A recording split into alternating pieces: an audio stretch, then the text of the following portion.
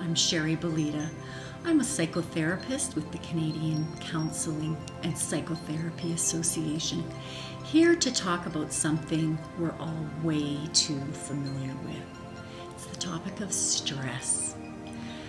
Have you ever noticed that you might have a day where you have 10 delightful things that happen to you and one slightly negative thing?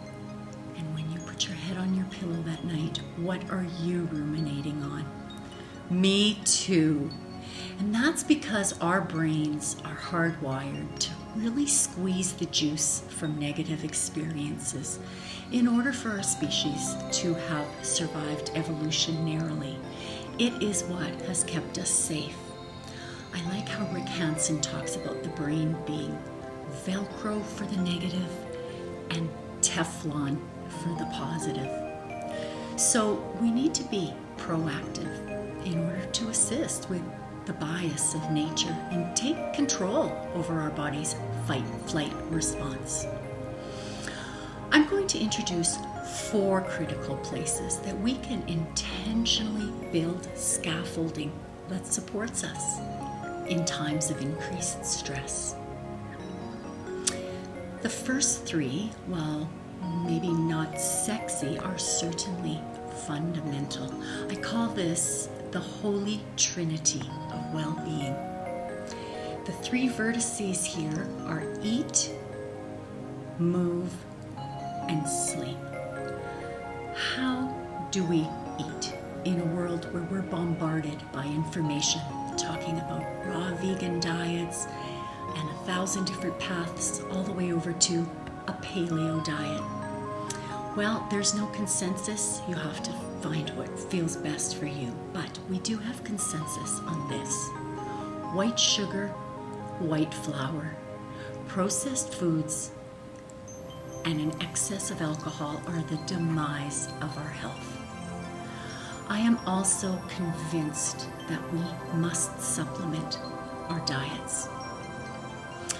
I heard the other day that where 1 apple used to nourish us, it now requires 3 apples to do the same job because of the mineral depletion in our soils.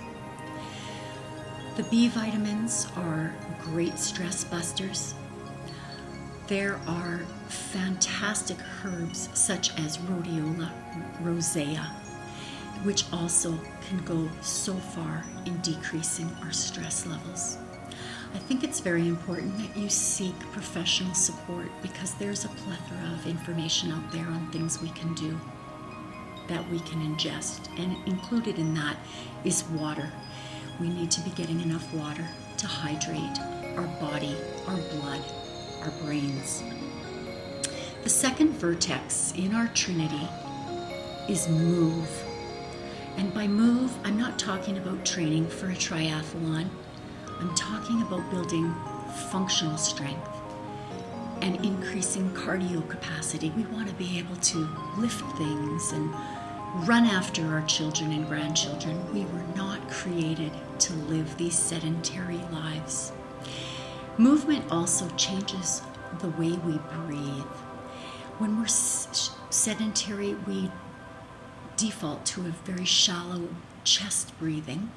And when we exercise and move, we fill our lungs to their deepest capacity, the way we're supposed to breathe, and it oxygenates our brains and our bodies. The third vertex is something we tend to not pay much attention to unless it's eluding us, and that is sleep. We need to be vigilant about guarding our sleep. That means that as the sun sets, we need to decrease stimulation, and I know we have long nights in the winter in Alberta. That is going to include taking care of our screens. We need to be turning them off a few hours before we retire. And at the very least, we need to be aware of apps that we can download, like getflux.com, that will remove the blue light from our screens that decrease the melatonin that we produce. So we are emotional, mental, physical beings, it's true, but we cannot ignore this fourth dimension. We are also spiritual beings. There is so much in all of our lives that we have no control over. I love this quote by Einstein. He says, "The most important decision we make is whether we believe that we live in a hostile or friendly universe." Spiritual practice it's how we discipline our mind through meditation, prayer, surrender, mindfulness. These are the tools that take us from negative self-talk to change into more positive self-talk. A belief in the transcendent can bring peace of mind as we learn to trust something higher than ourselves. So I hope you will visit these 4 areas and choose one small change at a time in ways that you can hack your stress levels to make them easier to carry.